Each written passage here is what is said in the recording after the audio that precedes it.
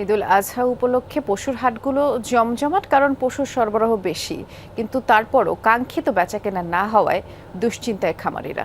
অন্যদিকে স্বাদ ও সাধ্যের হিসেব মিলাতে পারছেন না অনেক ক্রেতা। তবে গোখাদ্য ও পরিচর্যা খরচ বেড়ে যাওয়ায় ন্যায্য মূল্য পাওয়া নিয়েও শঙ্কায় আছে ব্যবসায়ীরা। 6000 mAh ব্যাটারির one and only power master NextG N73। কোরবানির পশুতে কানায় কানায় পূর্ণ হাট, ক্রেতা বিক্রেতাদের হাকডাকে মুখরিত।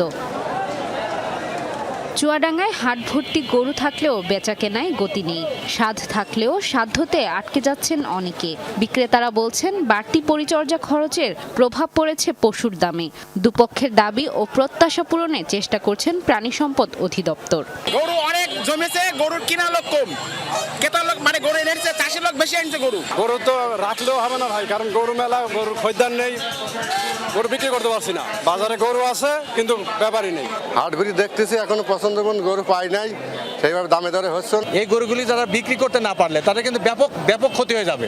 সেজন্য যারা কুরবানি দিচ্ছে, এই কুরবানি দেওয়ার তারা আপাতত মনে হচ্ছে যে আমাদের কাছে বা ক্রেতাদের কাছে মনে হচ্ছে দাম বেশি। আসলে এটা দাম বেশি না, তারা যদি একটু ত্যাগ করে তাহলে আমাদের কৃষকরা কিন্তু লাভবান হবে।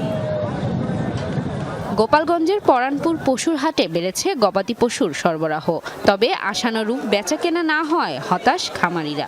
তবে আশায় আছেন শেষ মুহূর্তে বেচাকেনা বাড়বে। এবারের ঈদে অনেকদিন আগে, মানে 5 দিন আগে ঈদ, তো যার কারণে কিনা বেচা খারাপ।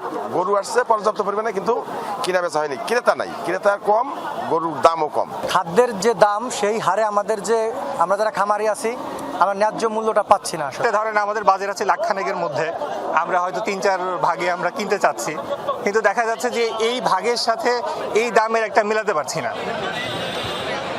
মেহেরপুরের শতপর্ষী নিশিপুর পশুর হাটে আমদানি থাকলেও ক্রেতার উপস্থিতি খুবই কম।